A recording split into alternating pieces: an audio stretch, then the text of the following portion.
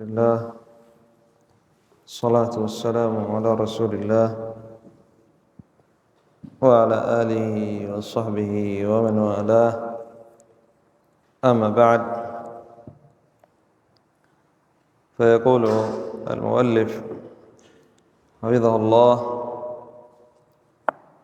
مواصلا في ذكر السنن التي تتعلق بالأذان، قال: قول هذا الذكر بعد الشهادتين.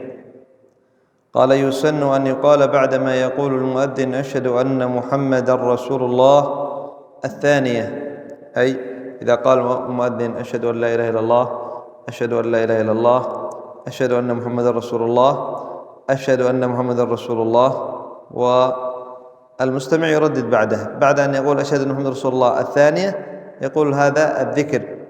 وبعضهم يقول يعني أن هذا الذكر يقال بعد الأذان، بعد الانتهاء من الأذان.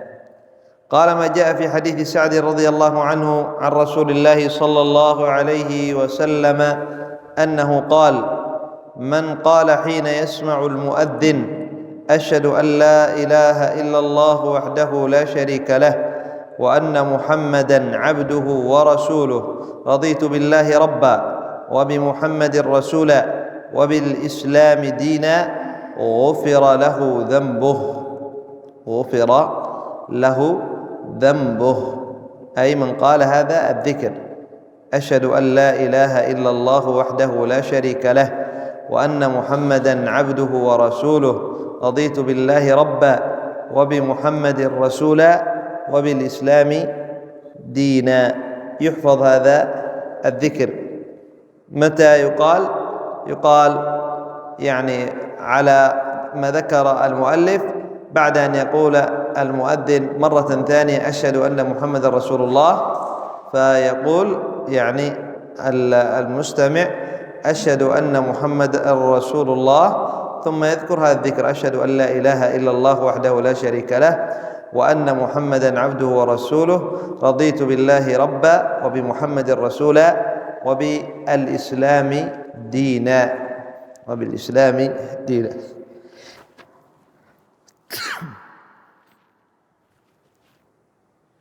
الحمد لله.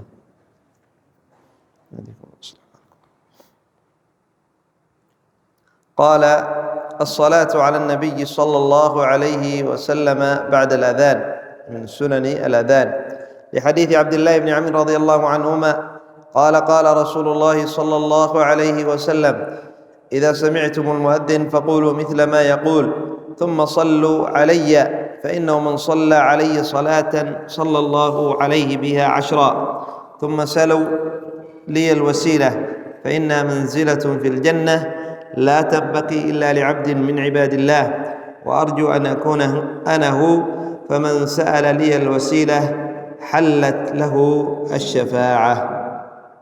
يسن أن يصلى على النبي صلى الله عليه وسلم بعد الأذان، أي بعد انتهاء المؤذن من الأذان، وأيضا يسن أن يسأل الوسيلة للنبي صلى الله عليه وسلم. ستأتي كيف سؤال الوسيلة للنبي صلى الله عليه وسلم، سيأتي معنا في السنة التي بعدها. قال: وأفضل أنواع الصلاة الإبراهيمية، يعني كيف تصلي على النبي صلى الله عليه وسلم. ما هي أفضل الصلاة على النبي صلى الله عليه وسلم؟ الصلاة الإبراهيمية التي ثبتت على النبي صلى الله عليه وسلم، ليست بالصلوات التي يأتي بها أهل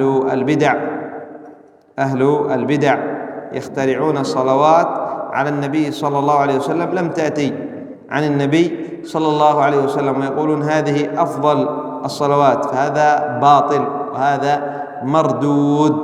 وهذا مردود. إنما الصلاة على النبي صلى الله عليه وسلم أفضلها ما قال النبي صلى الله عليه وسلم في حديث كعب بن عجرة وغيره. اللهم، ويعني هي يعني جاءت بصيغ، ومن هذه الصيغ هذه: اللهم صل على محمد وعلى آل محمد كما صليت على إبراهيم وعلى آل إبراهيم إنك حميد مجيد، اللهم بارك على محمد وعلى آل محمد كما باركت على إبراهيم وعلى آل إبراهيم إنك حميد مجيد. وجاء في صيغة أخرى اللهم صل على محمد وعلى أزواجه وذريته كما صليت على آل إبراهيم وبارك على محمد وعلى أزواجه وذريته كما باركت على إبراهيم، وغير ذلك من الصيغ الثابتة. أما أن يؤتى بصيغة لم تأتي عن النبي صلى الله عليه وسلم هذه من البدع التي هي مردودة على صاحبها. النبي صلى الله عليه وسلم يقول: من أحدث في أمرنا هذا ما ليس منه فهو رد. الصلاة على النبي صلى الله عليه وسلم عبادة، الصلاة على النبي صلى الله عليه وسلم عبادة، والعبادة لا تؤخذ إلا بما شرع لنا، لا بما يأتي ويخترعه ويعني يخترقه بعض العباد. لا نعبد الله إلا بما شرع نبينا محمد صلى الله عليه وسلم. إذن بعد الانتهاء من الأذان يسن أن يصلى على النبي صلى الله عليه وسلم. وأفضل أنواع الصلاة هذه الصلاة الإبراهيمية. قال: قول الدعاء الوارد بعد الأذان، من سنن الأذان أن يقول دعاء جاء عن النبي صلى الله عليه وسلم بعد الأذان. قال لحديث جابر رضي الله عنه قال: قال رسول الله صلى الله عليه وسلم: من قال حين يسمع النداء: اللهم رب هذه الدعوة التامة والصلاة القائمة آت محمدا الوسيلة والفضيلة وابعثه مقاما محمودا الذي وعدته، حلت له شفاعتي يوم القيامة. قال: والوسيلة وضحها النبي صلى الله عليه وسلم في حديث عبد الله بن عمرو رضي الله عنهما السابق، حيث قال: ثم سلوا لي الوسيلة فإنها منزلة في الجنة لا تنبغي إلا لعبد من عباد الله، وأرجو أن أكون أنا هو، فمن سأل لي الوسيلة حلت له الشفاعة. هذه هي الوسيلة، سؤال الوسيلة النبي صلى الله عليه وسلم في هذا الدعاء. يحفظ هذا الدعاء أيضا، يقال بعد الأذان، يقال بعد الأذان: اللهم رب هذه الدعوة التامة والصلاة القائمة آت محمد، أي اعطي محمد الوسيلة والفضيلة وابعثه مقاما محمودا الذي وعدته. المقام الشفاعة العظمى عندما يشفع في أهل الموقف أن يفصل الله عز وجل بينهم بعدما يرجع آدم ونوح وإبراهيم وموسى وعيسى. وابعثه مقاما محمودا الذي وعدته، إلى هنا ثابت. أما إنك لا تخلف الميعاد هذه لم تثبت، الصحيح أنها لم تثبت عن النبي صلى الله عليه وسلم. ما الجزاء؟ قال: حلت له شفاعتي يوم القيامة، أي يشفع له النبي صلى الله عليه وسلم. والوسيلة بينها النبي صلى الله عليه وسلم هي منزلة في الجنة. وأما الفضيلة قوله آت محمد الوسيلة، الوسيلة هي منزلة في الجنة. والفضيلة قال: والفضيلة الرتبة العالية التي لا يشاركه فيها أحد. قال شيخنا ابن عثيمين رحمه الله: الدعوة التامة هي الأذان، لأنه دعوة ووصفها بالتامة لاشتمالها على تعظيم الله وتوحيده والشهادة بالرسالة والدعوة إلى الخير. المقام المحمود، إلى أن قال: المقام المحمود يشمل كل مواقف يوم القيامة، وأخص ذلك الشفاعة العظمى. أخص ذلك الشفاعة العظمى، يشمل المقام المحمود جميع ما يحصل للنبي صلى الله عليه وسلم، فهو أول من يستفتح باب الجنة، فهو أول من يستفتح باب الجنة. هذا أيضا من المقام المحمود، لكن إذا أطلق المقام المحمود أطلقه يعني العلماء فالمراد به الشفاعة العظمى، مراد به الشفاعة العظمى، وإلا يدخل فيه جميع ما يحمد عليه النبي صلى الله عليه وسلم في ذلك اليوم، في ذلك اليوم من الشفاعة أيضا للمؤمنين أن يخرجوا وأن يدخلوا الجنة ويستفتح باب الجنة وغير ذلك.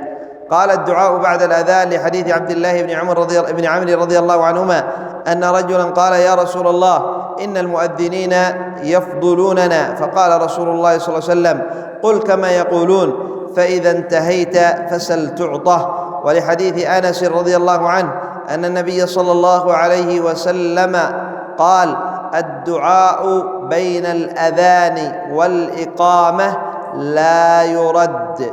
الدعاء بين الأذان والإقامة لا يرد، أي أنه مستجاب. وهذا تقدم معنا كثيرا أن الدعاء بين الأذان والإقامة يعني من مواطن أن هذا المواطن بين الأذان والإقامة من مواطن استجابة الدعاء، فيكثر العبد من دعاء الله عز وجل.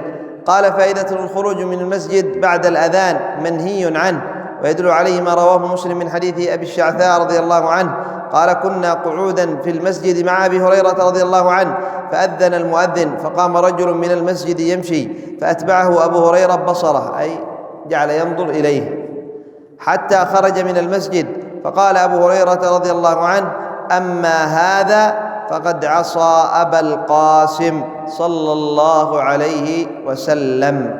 أنه خرج بعد الأذان، الخروج بعد الأذان منهي عنه إلا لضرورة.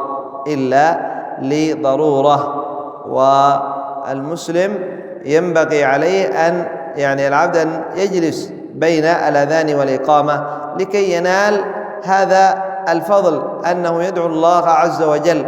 والدعاء هو من أجل العبادات، ومن أجل العبادات. قال النبي صلى الله عليه وسلم: الدعاء هو العبادة. ويسأل الله عز وجل خيري الدنيا والآخرة، ويعوذ بالله من شري الدنيا والآخرة. نكتفي بهذا القدر إلى هنا. سبحانك اللهم وبحمدك، أشهد أن لا إله إلا أنت، أستغفرك وأتوب إليك.